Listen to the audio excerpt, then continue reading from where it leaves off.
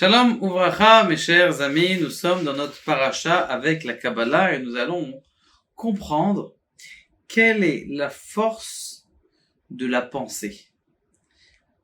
À des moments précis en effet évidemment, mais la force d'une pensée, combien ça a d'impact dans le monde. Il y a une question qui se pose dans la paracha de la semaine, dans la paracha de Matot, où on voit que 2 tribus et demie, plus précisément la tribu de Gad, la tribu de Réhouven et la moitié de la tribu de Ménaché ne sont pas rentrés en Eretz Israël, ils sont rentrés en Terre Sainte pour se battre et aider leurs frères, mais après ils sont retournés habiter à l'extérieur du pays d'Eretz Israël. La question elle se pose, pourquoi spécialement ces trois tribus?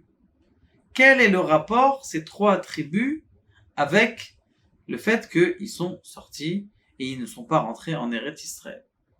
Eh bien, selon la Kabbalah, on parle ici de quelque chose qui est très important et très intéressant aussi. Et je vais essayer de parler un peu en allusion parce que il faut être un petit peu fin dans ces sujets-là. Comme vous le savez, Yaakov est venu se marier avec qui? Avec Rachel. Yaakov vient, travaille 7 ans pour Rachel et qui on lui donne? À la place Léa. Il y a un pacte qui se fabrique entre Léa et Rachel. Et Rachel, parce qu'elle ne veut pas que sa sœur ait très honte, eh bien elle lui donne les signes. Selon la Kabbalah d'ailleurs, puisqu'on est dans le sujet, c'était quoi les signes de la sûreté, du fait que ça soit bien Rachel qui soit dans la chambre et non pas Léa? Eh bien c'est que elle, Léa, ou Rachel, devait tenir le pouce du doigt de pied de Yaakov, tenir le pouce de la main droite de Yaakov et le lobe de l'oreille de Yaakov. De là, qu'est-ce qu'on voit? On voit que, et il dit, le Zohar HaKadosh, que celui qui fait ça même aujourd'hui avec son épouse juste avant l'acte, eh bien, l'enfant qui va naître de cet acte-là, eh bien, il va avoir un enfant qui est circoncis. D'ailleurs, il y en a eu un derrière, c'était un de mes khatanim à moi, un de mes khatanim que j'ai formé pour le mariage. Je lui avais dit ça, et voilà, on a fait, pas la Brit Mila, parce que c'était juste son enfant, il est sorti avec la Brit Mila. Il n'a pas besoin de faire la Brit Mila, on a juste fait une petite goutte de sang qui fait même pas mal à l'enfant. Donc de là, on voit que il y avait des signes. Mais maintenant, dans la pensée de Yaakov, puisqu'il n'y avait pas de lumière dans la chambre, et que tout était dans le noir, et qu'il fallait pas parler, ou peut-être qu'elles avaient les mêmes voix, on ne sait pas exactement. Et lui, à qui il pense lorsque il se trouve avec son épouse? Pour lui, dans sa tête, il a, comment s'appelle-t-il? Il a Léa, il a Rachel. Or, c'est qui en vérité qui est en dessous? C'est tout simplement Léa. Donc, on sait très bien qu'il y a, dans le début de l'histoire, il y a une relation qui sont faites entre Adam et Chava. Cette première relation n'est pas marquée comme nous, où on parle, où il y a un acte, mais on parle de quelque chose, c'est marqué Vayeda, et il a connu. Comme si je connais mon bon ami, eh bien, il a connu sa femme. Bien entendu, ça veut dire quelque chose de plus intime. Mais ici, on parle de connaître, c'est-à-dire que au moment de cet acte, il y a la connaissance de l'autre. Il y a le savoir de la personne, et c'est ça qui est important. Or, lorsqu'il y a un problème dans la conscience entre les 2 personnes, eh bien, il y a une certaine chose qui se fait au niveau de l'enfant. L'enfant n'est pas totalement entier, n'est pas totalement avec un savoir, une connaissance qui est d'une conscience puissante.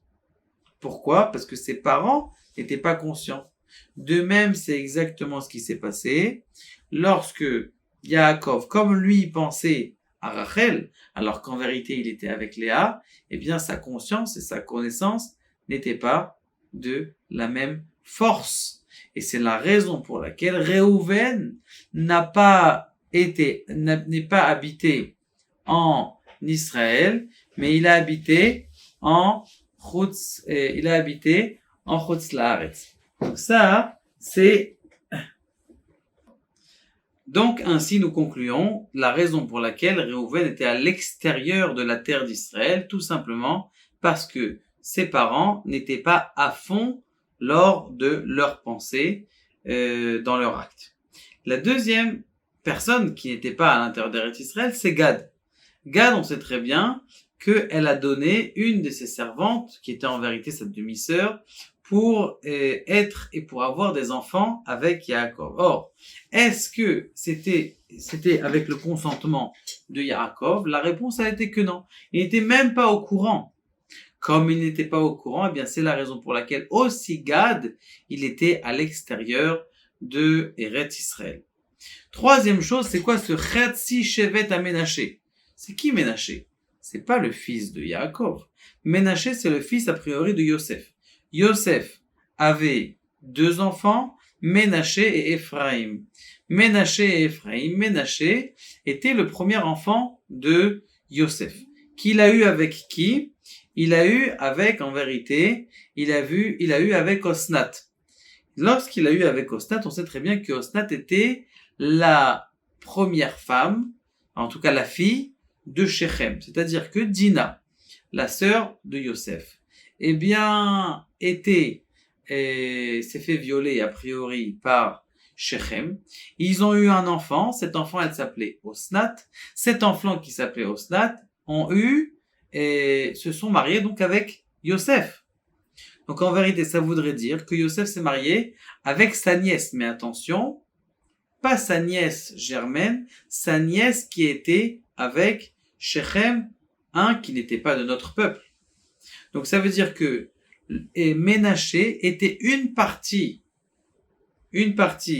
de Shechem, de quelqu'un qui n'était pas notre peuple, et une partie de Dina, en tout cas de Osnat. Ça veut dire qu'il a pris la moitié. Cette moitié, ça a fait en sorte que la moitié du peuple de Ménaché, la moitié de la tribu de Ménaché, qui était d'un côté bien, eh bien cette partie-là, eh bien elle a été en Eretz Israël, et l'autre partie qui était de la partie mauvaise, celle-là, justement, elle est partie en Chutz Laaretz, à l'extérieur de la terre. Donc maintenant on comprend pourquoi spécifiquement la force de la pensée, du fait que la pensée est la source des choses, elles viennent, eh bien, elles viennent, et ça veut dire que la source des choses, elles viennent d'un élément qui n'est pas total, eh bien, la redondance, c'est-à-dire la conséquence, elle vient de quelque chose qui n'est pas total.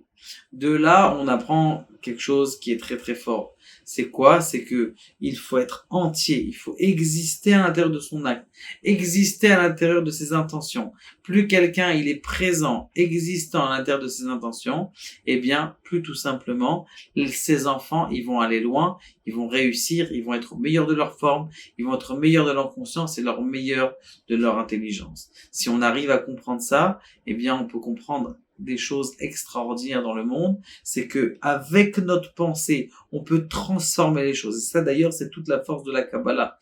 La force de la Kabbalah, elle vient pour justement qu'avec des yichudim, c'est-à-dire le fait de se concentrer avec des noms de Dieu, eh bien, réussir à faire descendre des lumières de Dieu, et grâce à ça, à amener un flux divin dans le monde d'une puissance extraordinaire. Baruch Adonai, Amen, Amen.